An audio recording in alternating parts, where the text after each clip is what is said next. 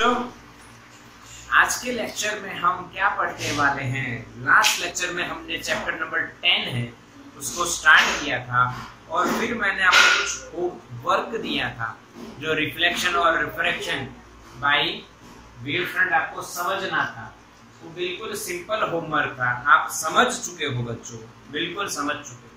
किसी को कोई डाउट उसमें नहीं होगा।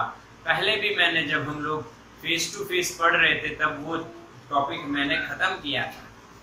आज हम बच्चों स्टार्ट कर रहे हैं क्या, उसके बाद वाला टॉपिक जिसका नाम है बच्चों डॉपलर इफेक्ट। क्या नाम है बच्चों? Doppler effect. बच्चों क्या नाम है? Doppler effect. आप पढ़े हो डॉपलर के बारे में? यस और नो बच्चों? You are aware of Doppler effect? Yes or no? Yes or no? Yes, सही से पढ़े हो, सब लोग पढ़े हो डॉपलर इफेक्ट। हाँ ठीक है। तो अब ये डॉपलर इफेक्ट है क्या, आपको मैं बता देता हूँ, इधर समझना है फिर से एक बार। क्या आपको एक बात मैं ये बता चुका हूँ, ये आप फील कर सकते हो। अगर आप ट्रेन के रेलवे ट्रैक पे पास खड़े हो या कहीं फाटक है, रेलवे क्रॉसिंग है, वहां पे आप खड़े हो और वेट कर रहे हो कि जब फाटक खुले। हाँ, पर फाटक बंद है तो ट्रेन जब नजदीक आती है तो हॉर्न बजाती है अकॉर्डिंग टू द रूल्स। कुछ रूल्स होते हैं, तो वो हॉर्न बजाती थी और हॉर्न बजाती जब हमारे तरफ आती है तो बताओ हमें उसकी सुनाई देती हुई जो आवाज है वो बढ़ती है या घटती है? इंक्रीज या डिक्रीज? इंक्रीज या डिक्रीज? इंक्रीज, बढ़ती है। सही जवाब, बढ़ती है, इंक्रीजेस। और जब वो हमारे पास आके दूर जाती है तब वही हॉर्न की आवाज डिक्रीज होती है।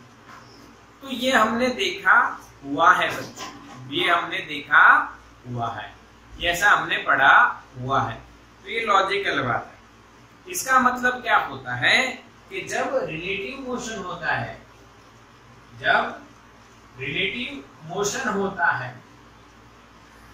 Between source and observer, when there is a relative motion between source and observer, then when there is a relative motion between source and observer, then what happens?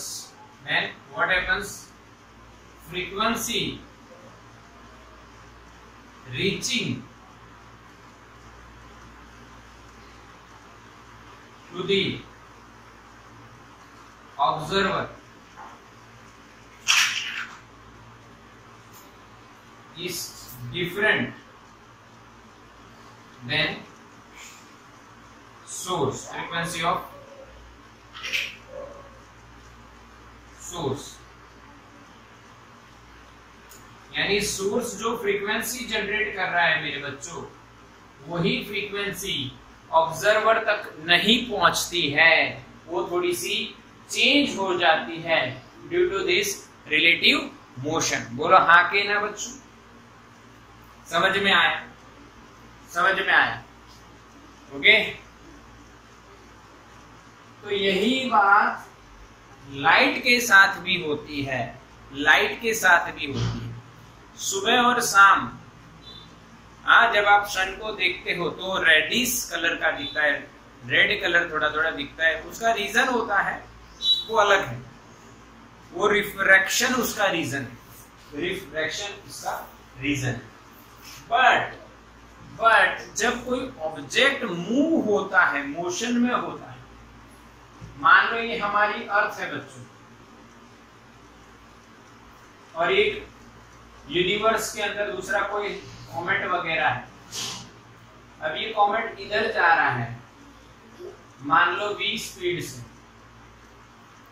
तो हमें ये हमारी और कितनी स्पीड इसकी है, मान लीजिए थीटा है, तो this is the speed v cos theta of this comet और ये ऑब्जेक्ट की टुवर्ड्स द अर्थ। इसको बच्चों हम बोलते हैं v रेडियल।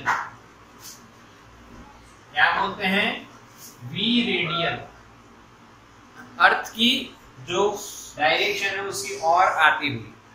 अब यानी मैं यहाँ पे अगर इसको इसमें से आती हुई लाइट हम माने, यानी वो EM वेव माने, हम लोग EM वेव माने, तो उसकी स्पीड कितनी होगी? c। तो इस डायरेक्शन में उसकी स्पीड क्या हो जाएगी? c cos theta. अरे हाँ के ना, समझ रहे हो कि नहीं मेरी बात? यस और नो? यस और नो? EM वेव इसमें से निकलते हुए इधर c है, तो हमारी साइड आती हुई EM वेव की स्पीड कितनी है? c cos theta. बोलो कोई डाउट? तो हमारे को देखना कौन सी स्पीड है जो हमारी ओर आ रही है। अर्थ को हमने सेंटर मान लिया और ये रेडियल सेंटर के डायरेक्शन, रेडियस की डायरेक्शन वाली वेलोसिटी हो गई। अब यहाँ पे एक इक्वेशन बनाया गया है जो चैप्टर नंबर 14 में हम बनाए हैं। Change in frequency upon frequency is equals to minus v radial upon c, minus v radial upon c। c is the speed in free space and v radial is direction along the radius, along the radius, क्योंकि ये दूर भी जा सकता है और नजदीक भी आ सकता है, तो along the radius। पक्का? आपको पता है अगर फ्रीक्वेंसी बढ़ेगी, फ्रीक्वेंसी बढ़ेगी तो लैम्बडा घटेगा। क्यों? क्यों भाई? What is lambda? Distance travelled by the wave in one period. And what is frequency? Reciprocal of the period. यानी कोई ऑब्जेक्ट, ध्यान से सुनना है, कोई ऑब्जेक्ट अगर जो है, ये ऑब्जर्वर है मान लो, और ये सोर्स की पोजीशन 1 है और ये 2 है, यानी सोर्स 1 पोजीशन से जो वेव निकाल रहा है और जो 2 पोजीशन से जो निकालेगा, तो जो सक्सेसिवली जो इसके पास वेव्स आ रहे हैं उनको आने में थोड़ा ज्यादा टाइम लगेगा, क्योंकि अब सोर्स कहाँ जा रहा है? दूर जा रहा है, टाइम ज्यादा लगेगा। हाँ, समझ में आ रहा है ना? तो कि फ्रीक्वेंसी कम हो जाएगी और उस वेव को डिस्टेंस जो है ज्यादा ट्रैवल करना पड़ेगा, तो लैम्बडा बढ़ जाएगी। बोलो क्लियर? यस। अगर ऑब्जर्वर की आप बात करो, तो अगर ये सोर्स 1 है, सोर्स की पोजीशन 1 है और ये सोर्स की पोजीशन 2 है, तो यहाँ से जो वेव निकलेंगे और यहाँ से जो वेव निकलेंगे, यानी सोर्स है टुवर्ड्स द ऑब्जेक्ट आ रहा है, टुवर्ड्स द ऑब्जेक्ट आ रहा है, टुवर्ड्स द ऑब्जेक्ट आ रहा है, तो जो वेव्स को एमिट कर रहा है उसको ऑब्जर्वर के पास पहुंचने में लगता हुआ टाइम कम लगेगा। टाइम कम लगेगा तो फ्रीक्वेंसी बढ़ जाएगी, ज्यादा वेव्स आने लगेंगे कम टाइम में, तो फ्रीक्वेंसी बढ़ेगी और जो डिस्टेंस ट्रैवल करना पड़ेगा वो कम हो जाएगा। बोलो हाँ के ना? समझ में आया कि नहीं? This is the concept. When source is moving away from the observer, then frequency decreases and lambda increases.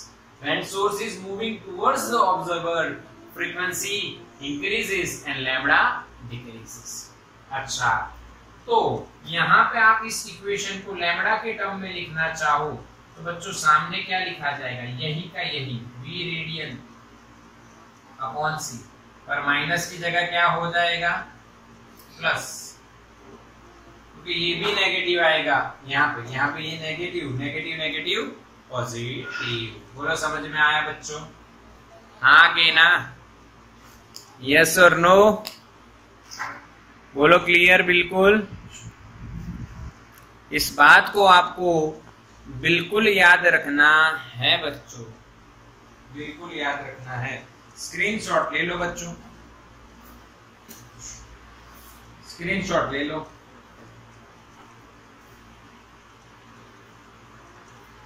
ठीक है, ठीक है, ठीक। बिल्कुल क्लियर करो, बिल्कुल कंसेप्ट को क्लियर करो। अच्छे से समझो, अगर कोई डाउट है तो मुझे पूछो, इसमें कोई डाउट जैसी बात ही नहीं है। हाँ सही है ना, क्लियर के नहीं? यस डन, कोई बात इसमें है नहीं। अगर दूर जा रहा है तो फ्रीक्वेंसी घटेगी और नजदीक आ रहा है तो फ्रीक्वेंसी बढ़ेगी, ये सबको पता है। ट्रेन दूर जा रही तो सुनाई कम देगा यानी फ्रीक्वेंसी घटेगी, और नजदीक आ रही तो फ्रीक्वेंसी बढ़ेगी। पर ये जो इक्वेशन है बच्चों, इनकी एक कंडीशन ये है कि जो सोर्स जो भाग रहा है उसकी स्पीड कभी भी लाइट की स्पीड जितनी नहीं होनी चाहिए, नहीं तो ये इक्वेशन वैलिड नहीं होगा, ये इक्वेशन वैलिड नहीं होगा।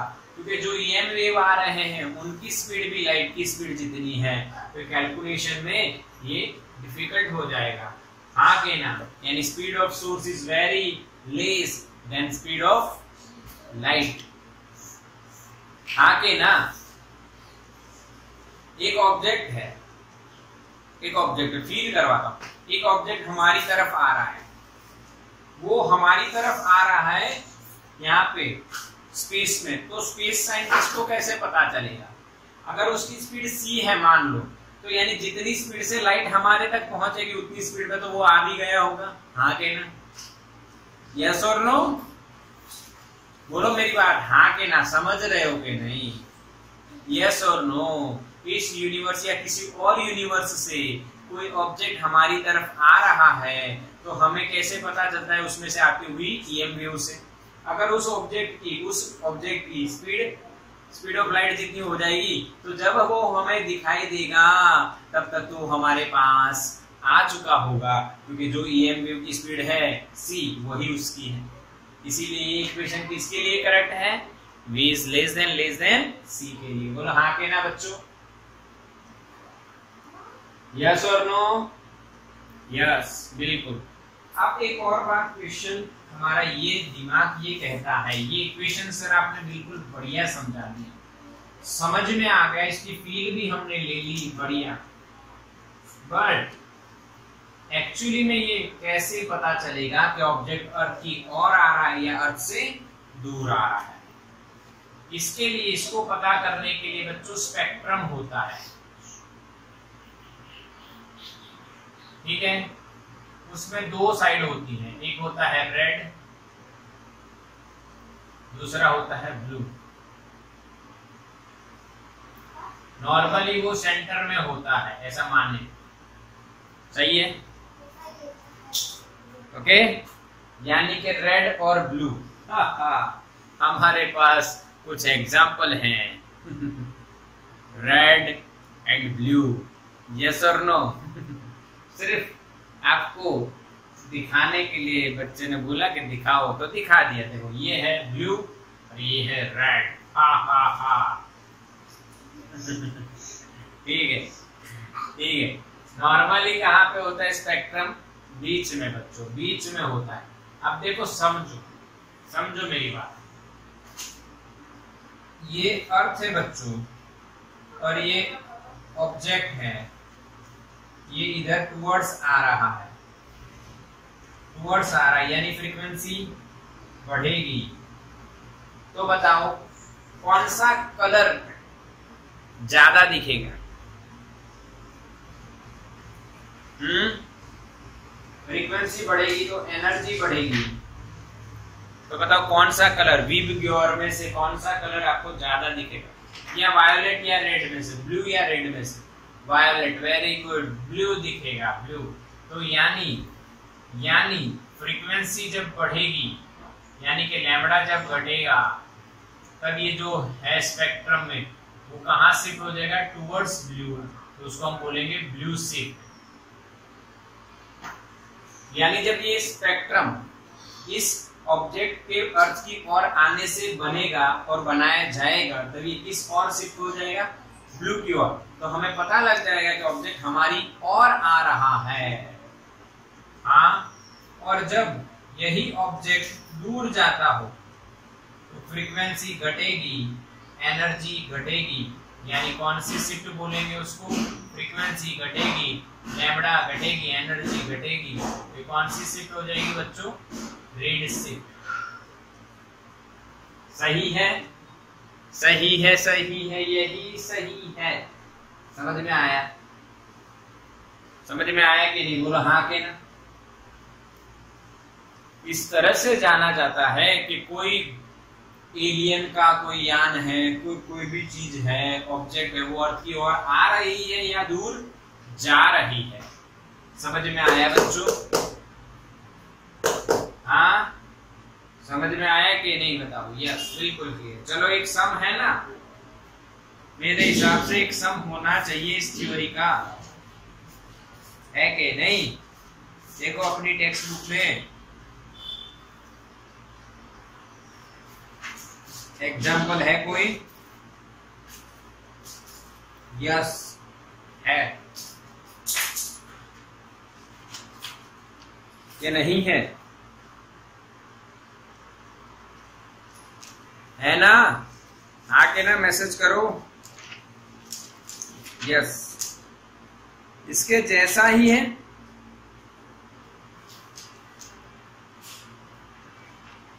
कौन सा नंबर है, नंबर कौन सा है एग्जाम्पल का, जल्दी मैसेज करो। एग्जाम्पल का नंबर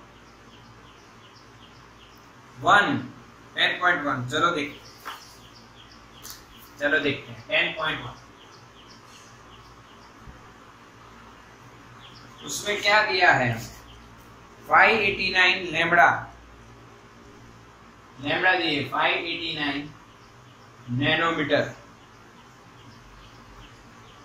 वो एयर में से वाटर की सरफेस पे आता है, तो रिफ्लेक्टेड एंड रिफ्रैक्टेड लैम्बडा आपको फाइंड करनी है, फ्रीक्वेंसी आपको फाइंड करनी है, वेलोसिटी आपको फाइंड करी है, और वाटर का जो एन है वो बच्चों 1.33 है। क्लियर, यही क्वेश्चन है ना, देखो चेक करो, यही क्वेश्चन है, यस और नो, क्या यही क्वेश्चन है? अगर यही है तो बिल्कुल इजी सॉल्यूशन है, आगे ना मैसेज करो बच्चों।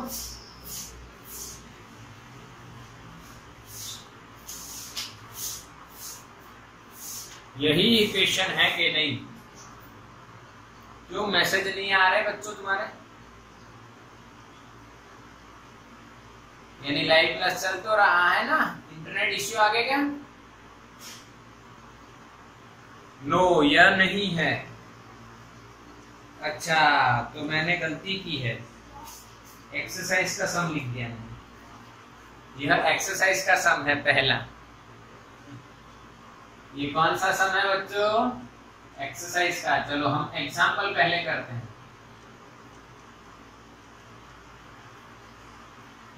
10.1 ठीक है, ठीक है, चलो समझते हैं भाई। जो यूनिवर्स है, मिल्की वे गैलेक्सी है, उसकी यानी कुछ वेलोसिटी, आप हमको एक सोडियम जो लाइट है, सोडियम लाइट, उसकी बात करी पहले, वो हमें 589 नैनोमीटर पे दिखती है, फिर बाद में वो हमें 589.6 नैनोमीटर पे दिख रही है। उसके लिए जो स्पीड है वो कितनी होनी चाहिए? आगे ना, आगे ना, एक हाँ के ना क्वेश्चन समझ में आया? यस और नो? यस बिल्कुल। स्पीड निकालनी है आपको, वी रेडियन, और बताना है कि दूर जा रही है कि नजदीक आ रही है। तो आप वैसे ही बता सकते हो, दूर जा रहे कि नजदीक आ रही। लैम्बडा बढ़ रहा है तो दूर जा रही। देखो आंसर क्या यही है, दूर जा रही है। लैम्बडा बढ़ रहा है तो दूर जा रही है, बस इक्वेशन तो मैंने आपको लिखाया हुआ है, v radial upon c is equals to delta lambda upon lambda. यानी कि अगर v प्लस आए, v रेडियल प्लस है, ऐसा भी आप याद रख सकते हो। v रेडियल अगर पॉजिटिव है या v रेडियल अगर नेगेटिव है, पॉजिटिव है यानी दूर, दूर यहाँ पे नजदीक, टुवर्ड्स और अवे आप लिख सकते हो, आगे ना। ठीक है बच्चों, तो यहाँ पे क्या लिखा जाएगा, v radial upon 3 into 10 raised to 8 is equals to delta lambda 0.6 into 10 raised to minus 9 upon 589 into 10 raised to minus 9। Nano है ना, इसमें माइनस, इसका डिफरेंस लिखना है। अब इसको सॉल्व करोगे तो आपको v रेडियल आता दिखेगा, और v रेडियल आपको मिलता है बच्चों 306 किलोमीटर पर सेकंड। बोलो हाँ के ना बच्चों, आ रहा है कि नहीं? टुवर्ड्स या अवे, अवे फ्रॉम अर्थ, ये जो गैलेक्सी कुछ दी है वो इस तरह से मूव हो रही है। बोलो आया, आया कि नहीं? यस और नो बताओ। यस, तो इसका स्क्रीनशॉट ले लीजिए।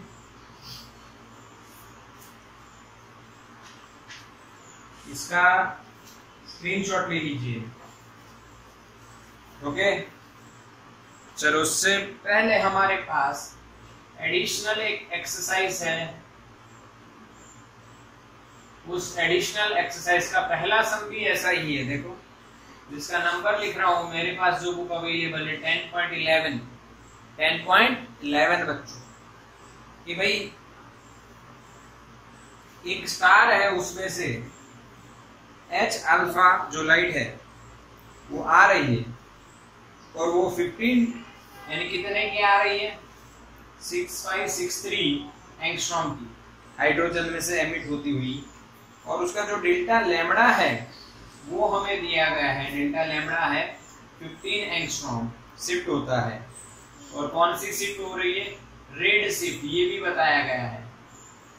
तो जो स्टार है वो अर्थ से दूर जाने की स्पीड का आपको कितनी स्पीड है वो निकालनी है। भाई v रेडियल बच्चों निकालनी है, again c divide delta lambda by lambda. ठीक है, अब अवे जा रही है या टुवर्ड्स आ रही है, ऐसा पूछा है, जो भी।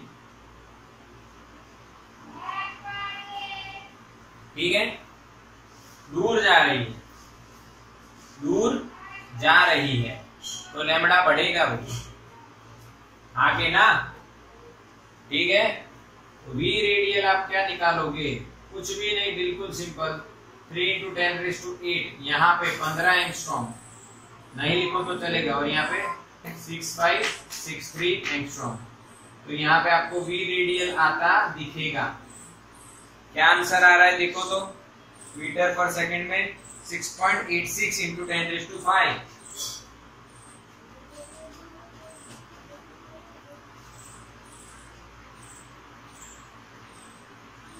बोलो हाँ के ना बच्चों, क्लियर है कि नहीं?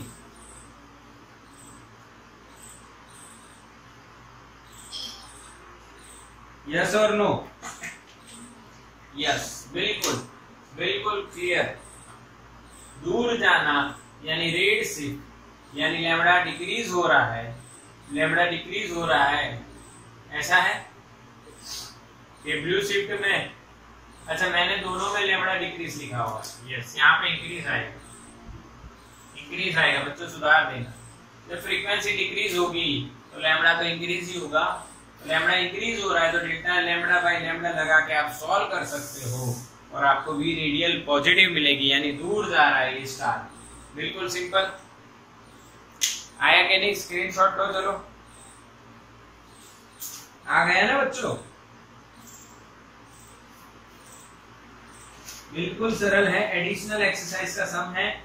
मैंने क्यों करवाया, इसका रीजन यही है बच्चों कि एडिशनल में से भी कई बार आ जाते हैं बोर्ड में क्वेश्चन। चलो डन, चलो बच्चों डन। तो ये हमारी डॉपलर की तैयारी हो चुकी है, डॉपलर की तैयारी हो चुकी है।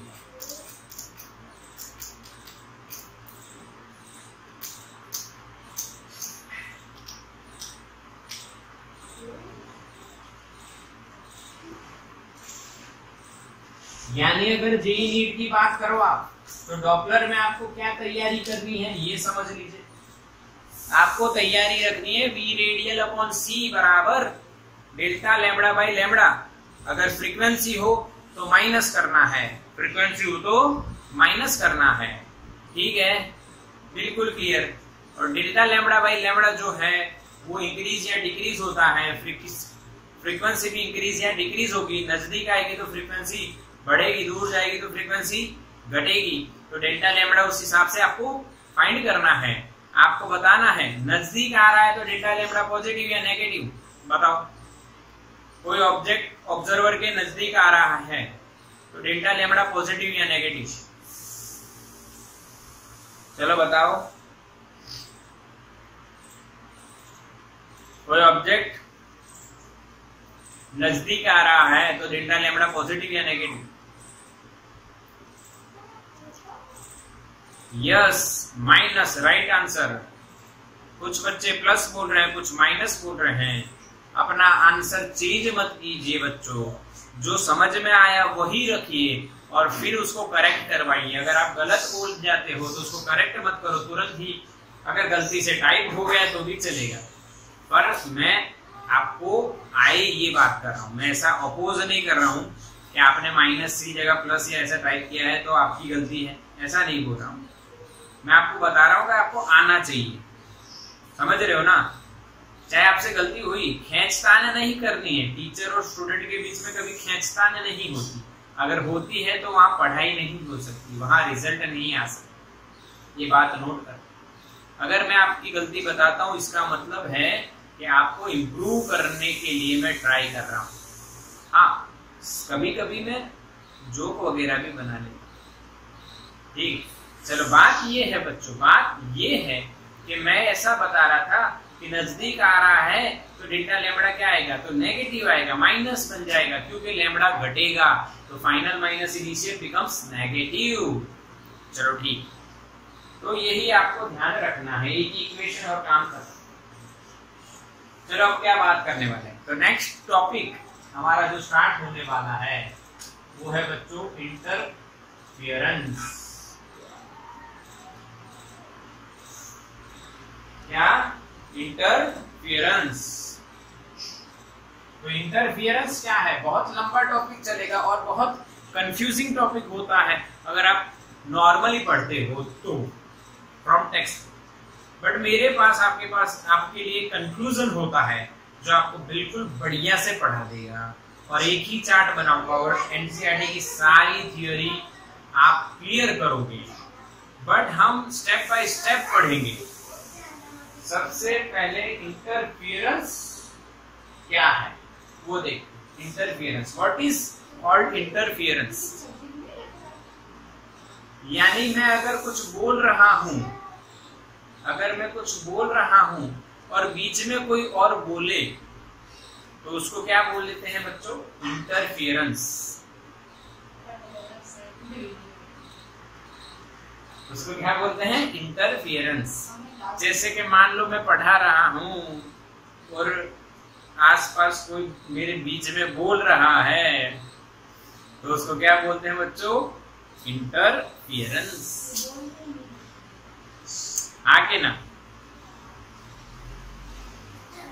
समझ में आया कि नहीं? यस, बिल्कुल समझ में आया ना, बिल्कुल। ये कुछ ऐसे एग्जाम्पल तो बहुत जल्दी समझ में आ जाते हैं, ऐसे कुछ एग्जाम्पल तो बहुत जल्दी समझ में आ जाते हैं। ओके, ठीक, समझो बढ़िया। इसी तरह से एक वेव और दूसरी वेव, तो दो वेव्स के बीच में भी ऐसी लड़ाई झगड़ा होता रहता है, इंटरफियरेंस होता रहता है। तो the physical effect produced due to the superposition of two or more waves is called interference. समझ में आया बच्चों? हाँ, the physical phenomena or the effect produced due to the superposition of two or more waves is called interference. बोलो पक्का? हाँ के ना? यानी आप इंटरफियरेंस कैसे जानोगे? ये एक पॉइंट है यहाँ पे, चलो ये पॉइंट P है। अब इस पे एक वेव आई और इसी पे दूसरी वेव आई, तो यहाँ पे जो इफेक्ट बनी उसको फिजिकल इफेक्ट और फिनोमेना बोलते हैं, और उसका नाम क्या है बच्चों? इंटरफियरेंस। समझ में आया कि नहीं? हाँ कि नहीं? यस और जैसे अभी आप देखना, अभी आपको बोर्ड पे दिख रहा है ना बच्चों, अब मैंने लाइट ऑन कर दी, तो अभी आपको जो बोर्ड पे दिख रहा है वो सनलाइट प्लस इलेक्ट्रिकल बल्ब दोनों के कारण आते हुए वेव का कॉम्बिनेशन है, और उसी को हम इंटरफियरेंस बोलते हैं। बोलो हाँ के ना? सही है कि नहीं? यस, बिल्कुल समझ में आ रहा है, समझ में आ रहा है। इंटरफियरेंस क्या है उसको आप समझ लिए। अब इंटरफियरेंस में कई बार क्या होता है, तो दो टाइप के इंटरफियरेंस होते हैं बच्चों। अच्छा, इंटरफियरेंस जो होते हैं दो टाइप के, वो तो हम आगे पढ़ेंगे, बट उससे पहले आपको ये जो इंटरफियरेंस क्रिएट करने वाले जो सोर्स होते हैं उनकी जानकारी दे देता हूं। जो सोर्स होते हैं बच्चों उनकी जानकारी हम ले लेते हैं। इंटरफियरेंस क्रिएट करने के लिए सोर्स होने जरूरी हैं, और जो सोर्सेस होते हैं वो दो टाइप के होते हैं बच्चों। पहला होता है कोहेरेंट, दूसरा होता है नॉन कोहेरेंट।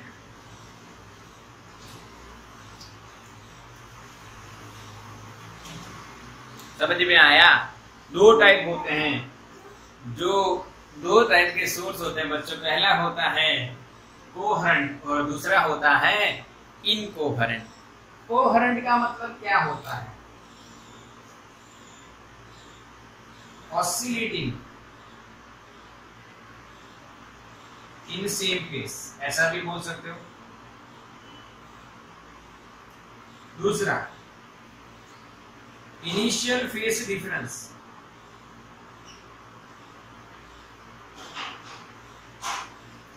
वो हमेशा कांस्टेंट होता है,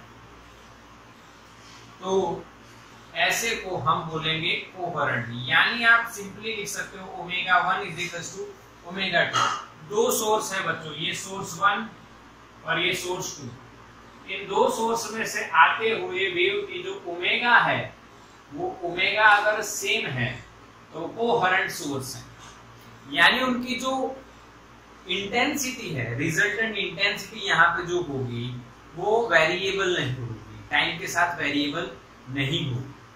अगर ऐसा नहीं है, if omega 1 is not equals to omega 2 and उनका इनिशियल फेस डिफरेंस कांस्टेंट नहीं है, जो फेस डिफरेंस है वो चेंज हो रहा है,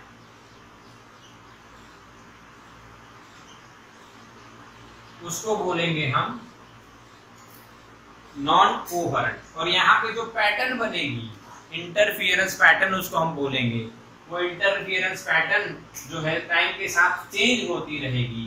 तो ऐसे दो सोर्स हमें पता होना चाहिए बच्चों। पहले कितने टाइप के सोर्स होते हैं बच्चों? दो सोर्स होते हैं, पहला होता है कोहेरेंट और दूसरा होता है नॉन कोहेरेंट। बोलो समझ में आया? हाँ के ना? जो सोर्स वेव्स निकालता है और उनके ओमेगा सेम और फेस सेम और उससे पैटर्न बनती है, वो टाइम के साथ सेम रहती है, तो कोहेरेंट। जो सोर्स हैं जिनमें निकलते हुए वेव की ओमेगा सेम नहीं होती, फेस चेंज होता रहता है टाइम के साथ और उसकी पैटर्न भी चेंज होती रहती है, तो उसको क्या बोलेंगे हम? Non coherent. यस और नो? यस और नो बच्चों, समझ में आया? We have two types of sources, coherent and incoherent और नॉन कोहेरेंट। इनकोहेरेंट भी आप बोल दीजिए, समझ में आया तो स्क्रीनशॉट ले लीजिए।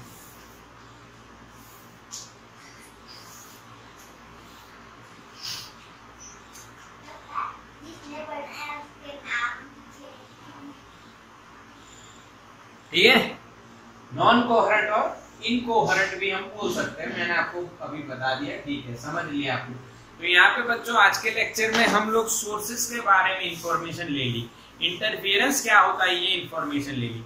अच्छा, नेक्स्ट लेक्चर में हम क्या करने वाले हैं, हम लोग कोहेरेंट सोर्स का इंटरफेरेंस स्टार्ट करेंगे, ठीक है। चलो बाय, ओके।